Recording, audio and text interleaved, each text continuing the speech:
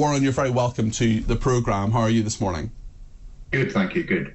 This is an absolute scandal. It is something that we should have known about as a nation. I know Callum was talking about investigative journalism and good journalism happening, but I mean, the fact that we can't send kids to school on Monday morning is ridiculous. Tell us just the kind of, be the Jennifer Aniston and the L'Oreal ad for us. What's the science behind this?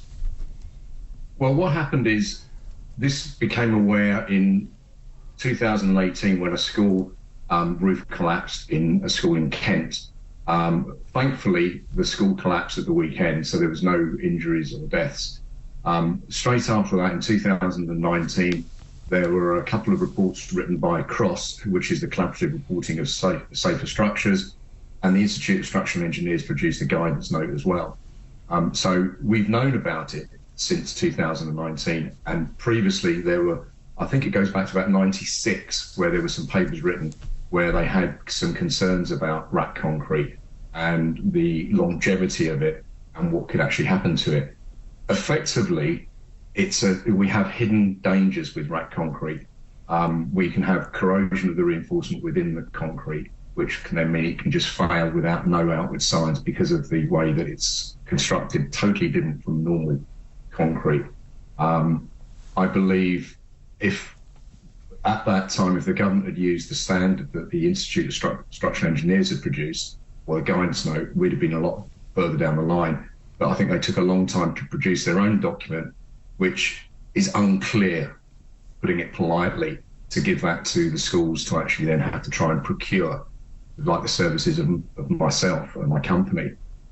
Procurement policies and procedures within schools and within county councils and London boroughs is a very slow process, Warren, which hasn't helped. Yeah. Warren, I worked in the Ministry of Housing. I was a special advisor to the former Secretary of State, James Brokenshire, for about 1.5 years, and I can honestly tell you that I learned a lot, not nearly as much, not even 1%, Warren, of what you know about building safety, and it just scared me. There are so many things about building safety in this country. There are so many buildings that were put up in a way that isn't safe, quite frankly, that isn't sustainable. There's so many issues to do with fire doors. There's so many issues to do with, well, as we're finding now, about building and structural integrity. This is just going to go on and on, isn't it? Well, the problem, and I've obviously had a lot of interviews recently because of the news this week.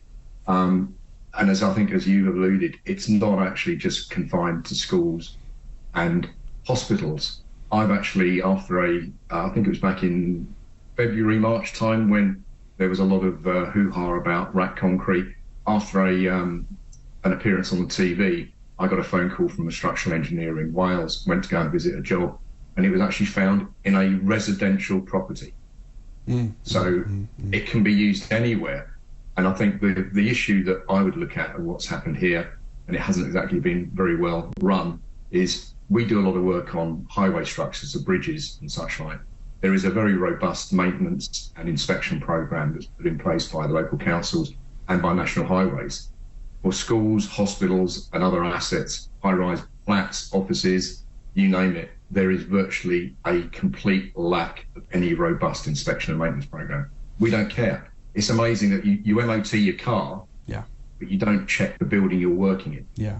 I think that's a really, really good and terrifying thought there, Warren. Thank you.